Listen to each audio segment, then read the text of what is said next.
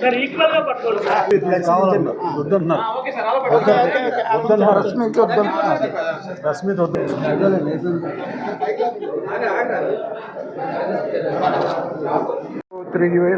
ఇయర్స్లో యాక్చువల్గా 2003-4 నుంచి మేము ఉన్నాం.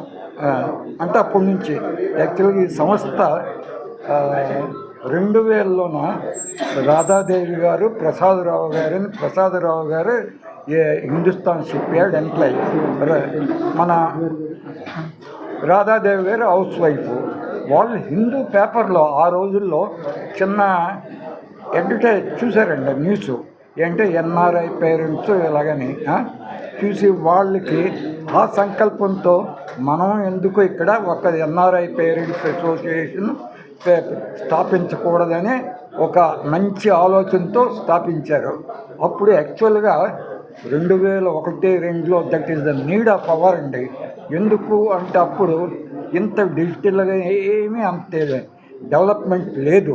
యాక్చువల్గా పాస్పోర్ట్స్ గురించి, వీసా గురించి, కమ్యూనికేషన్ సిస్టము ఇదంతా చాలా పూర్ కన్వీనియన్సెస్. ఈవెన్ మేము మా పిల్లలతో కాంటాక్ట్ చెయ్యాలి అన్న వానేజీ ఫోన్లన్నీ మీకు కొంచెం యంగర్ జనరేషన్ తెలుస్తుంది.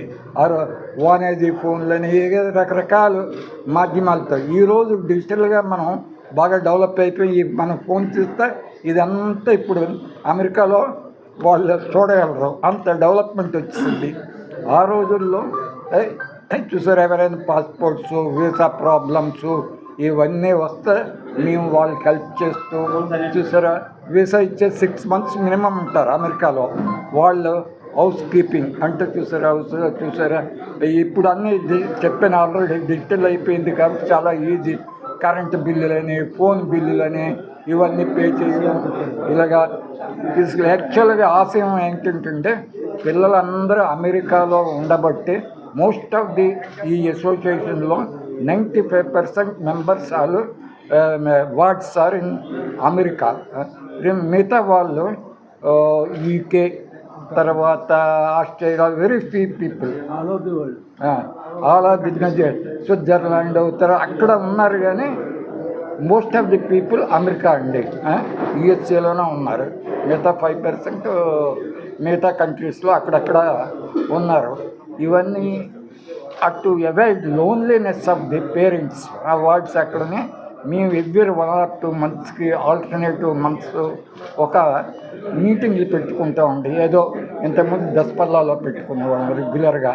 పాత వాళ్ళకి అప్పుడు ఏంటంటే మీడియా ఆ రోజుల్లో బాగా కవర్ చేసేవారండి. చూస్తారా ఆంధ్రజ్యోతి, ఈనాడు. ఇప్పుడు మా మెయిన్ ఆశయం ఏంటంటే వార్డ్స్ పిల్లలందరూ అమెరికాలో ఉన్నారు.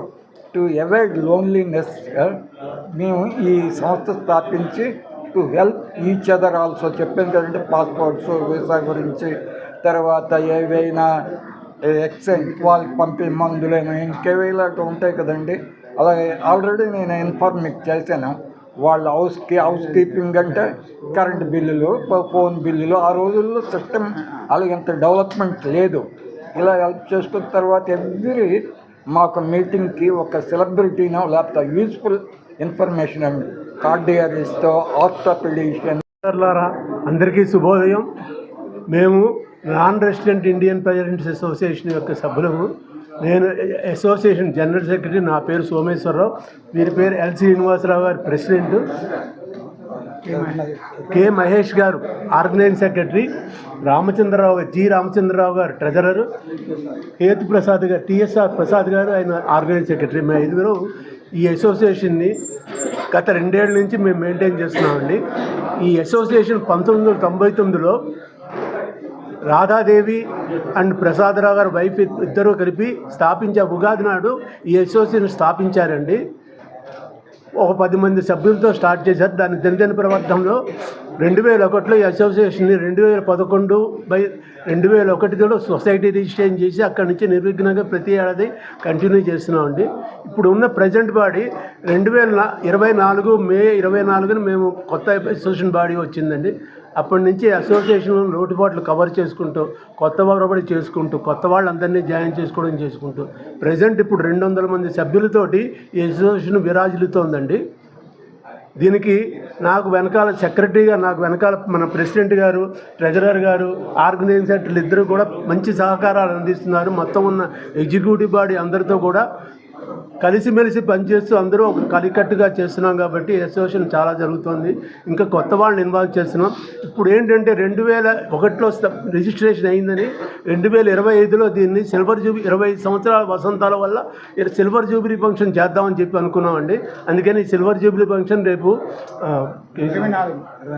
24ని కేసీఆర్ కాకతీయ కన్వెన్షన్ సెంటర్లో చేస్తున్నామండి. దీనికి ముఖ్య అతిథిగా మన సిపి శంకరప్రసాద్ బక్షి గారు వస్తున్నారండి. గౌరవ అతిథిగా సన్మానం చేసేందుకు యార్లగడ్డ లక్ష్మీప్రసాద్ గారు వస్తున్నారండి. తర్వాత కరూర్ వైశ్య బ్యాంక్ ప్రతినిధులు కూడా వస్తున్నారండి. ఈ అసోసియేషన్ దిగ్విజయంగా జరగడానికి, కొత్త వాళ్ళని ఆహ్వానం చేయడానికి మీ అందరూ మాకు సహాయ సహకారాలు అందిస్తారని చెప్పి కృతజ్ఞతతో అందరికీ నమస్కారం చేస్తున్నానండి. ఇప్పుడు మా ప్రెసిడెంట్ గారు 2 ముక్కలు చెప్తారండి.